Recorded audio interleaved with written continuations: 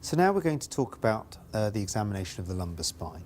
Similarly, you would use the same basic principles of look, feel, move. On inspection of the spine, the first thing you're doing is looking for the patient's balance, to see whether they're balanced in both the coronal and the sagittal planes. In order to do this, the easiest thing to do is look at the shoulders, see if the shoulders are square, and then to use the pelvis to see if the pelvis is square. If there is a scoliosis, the spine would be twisted and one shoulder may drop. Similarly, looking from the side, I'm looking at Sarah's sagittal balance. If she had any evidence of a kyphosis, she would be bent forward, or if she had a hyperlordosis, she would be bent back. Continuing the inspection, it's always important to look and see whether there are any scars. These can be either in the midline, or to the side, or even at the front. Finally, it's important to look to see if there's any evidence of any spinal dysraphism which would indicate a developmental abnormality within the spine. If you were in particular worried about a scoliosis and there was a suspicion, then you can do the Adams forward bend test. In scoliosis, when the spine is rotated, the ribs tend to lift up on one side. Now, that can be accentuated by bending forward. So if we ask Sarah to bend forward, what you would see is you would see that one side would lift up and the rib hump, as we call it, would become more prominent. Come forward for me. That's lovely. Next, we're going to feel. Look, feel, move. Again, before you put a hand on any patient, you have to ask them if they have any pain. Do you have any pain in your back, Sarah? Feeling down the spine, starting from the cervicothoracic junction, moving down the spine into the lumbar region. Any tenderness there? No. Good. So you can feel the spine. Okay. Next, for sensation, you would ordinarily test sensation in the legs because the lumbar plexus supplies the legs. But I think it's logical at this point to go to move. So what we're going to try and do is we're going to ask Sarah to move her lumbar spine. Now, there are different tests which are described, one of which is Schober's, which is where you take a region, if you just turn to that side, Sarah, for me, and you take the posterior suprailiac spines and you draw a line across them. You then draw a line 10 centimetres up from that. What you can then do is if I ask Sarah to move forward, you can see that my fingers are coming apart. Keep going, and you can see that my fingers are coming to over 5 centimetres apart, and that would be normal. Come up for me, and you can see they move back together again. A simpler way of doing that would be simply to ask Sarah to put her hands on the front. Just turn for the camera for me, put your hands to the front, and slide your hands down the front. And again, you can document clearly where Sarah can move her hands to, whether it's mid-thigh, mid-knee, or in this case, down to her ankles. Come up for me. That's lovely. The next test you would do is for extension. Can you move yourself back for me? And that's lovely, and come forward. Now, in extension, you're loading the facet joints. So if patients have facet joint arthropathy or arthritis in the facet joints, that tends to be quite painful for them to do. Additionally, you might hear an extension catch, which is where the patient has a spondylolisthesis and the spine has slipped forward, and when you're bringing them up, it clicks back into place. You may even be able to feel that step when they're standing upright. Now, having performed the simple look, feel, move, as with the cervical spine, you need to go on to a full neurological examination of the lower limbs. It is my standard practice to perform my neurological examination with the patient sitting down. If you would like to sit down, please, Sarah, please. Now, again, with the neurological examination, the first thing we do is inspect. You're looking for any signs of obvious wasting or fasciculation, which would indicate a lower motor neuron lesion. Having done that, you could test for sensation. Again, like I said previously, you need to be able to know your dermatomes in the lower limbs. This is so that you can correlate, again, what the patient is telling you as to where the pain goes, what you're going to see on the MRI, so that if you're going to perform a surgical intervention, you have a good chance of giving the patient a good result. So if, for example, the patient had L5 nerve root compression, you would expect them to have pain in the L5 dermatome. This would be on the outside of the calf, radiating down the front of the foot and into the big toe. So going over the dermatomes, the L1 dermatome is classically in the groin. So this would be this region. The L2 is the top of the thigh. L3 is the top of the knees. L4 is the anterior shin. L5 is the outside of the calf, radiating forward and into the big toe.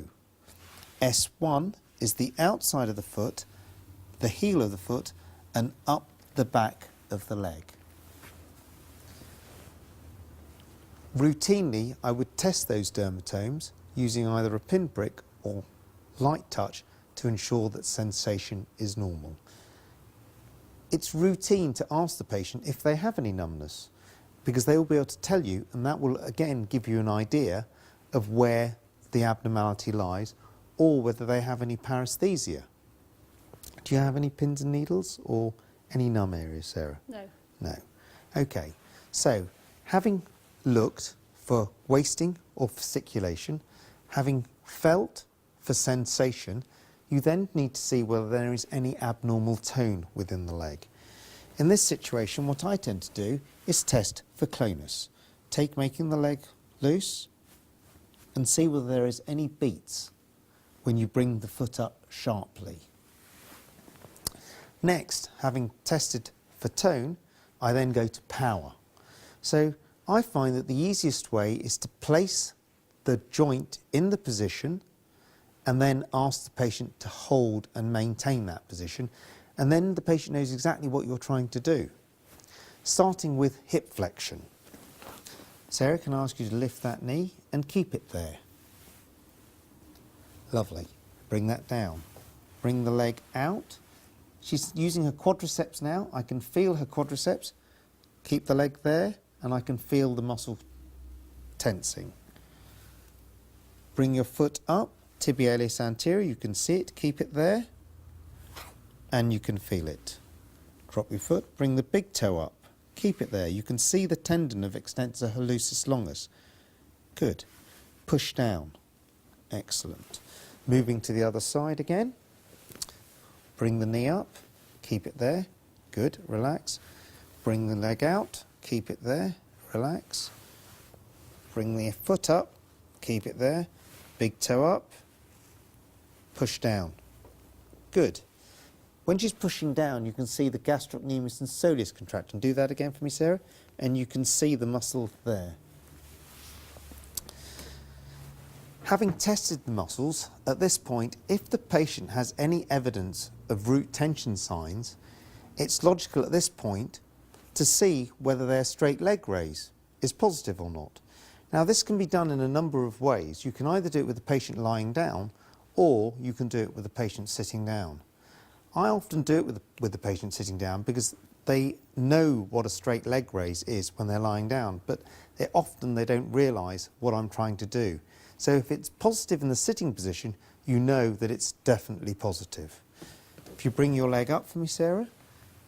Now that is the equivalent of a 90 degrees straight leg raise. If they had root tension signs, it would be positive. What you do is you bring the leg down again to take the tension off the nerve root, and then extend at the ankle to bring the tension back on. And that is Lessegue's test. And relax. Now, finally, having done tone, power, I would move on to reflexes. Starting with the knee jerk. Now you can see that Sarah's knee reflexes aren't particularly easy to get. So one of the things you can do is you can reinforce your reflexes, and that you do using Jendrasik's manoeuvre. And what I ask Sarah to do is put your hands together and pull when I say.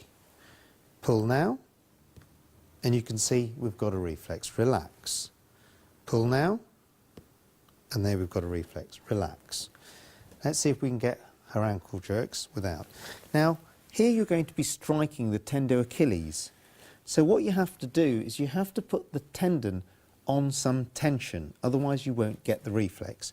And if you look at the foot, I've put the tendon on tension, and there was the reflex. We'll try that again, and there it went. Again to the other side, and there it went.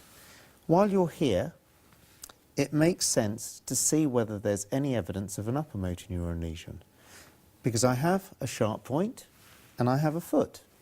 So Babinski's test, the plantar response, is performed by passing the sharp point down the outside of the foot and bringing it medially to the ball of the foot. Are you ready, Sarah? Yes. And you watch the big toe and you see it goes down.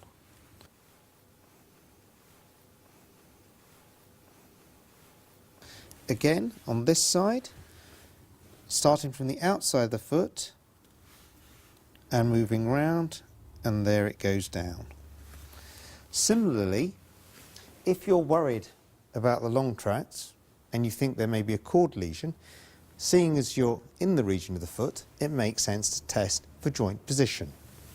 So again, putting your hands on either side of the toe so that you're not creating any pressure on the top or the bottom of the toe to give the patient a clue, you can test for joint position sense. Now, telling the patient shut their eyes, shut your eyes, that is up and that is down. Moving back to the neutral, can you tell me which way I'm going? Up. Down. Good, so that's normal. And again, that's up, that is down. Tell me which way I'm going? Up. Up. Good, lovely.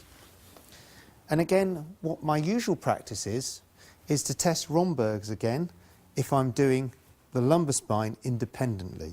So stand up for me now, Sarah. Step forward, put your feet together and close your eyes. And again, you can see she's correcting herself through her afferent and efferent pathways. Open your eyes, that's fine. You can sit down. And that concludes the examination of the lumbar spine. Now, for sake of completeness, as I mentioned in the early examination, you can examine the lower limbs neurologically with the patient lying down.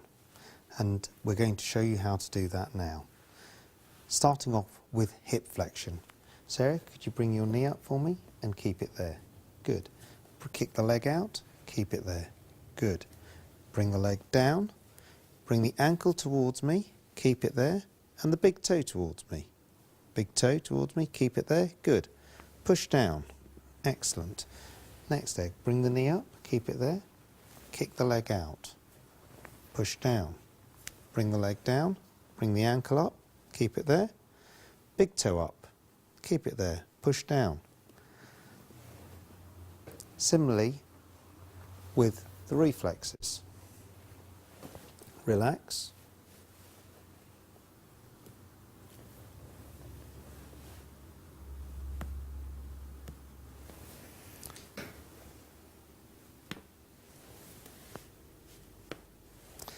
When examining the tendo Achilles reflex, that can either be done, as I've shown you, by putting the tendon under tension and striking your hand. Did you see it go there?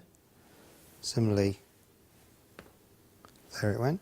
Or you can strike the tendon directly by abducting the hip, bring the tendon into direct view, and striking it like that.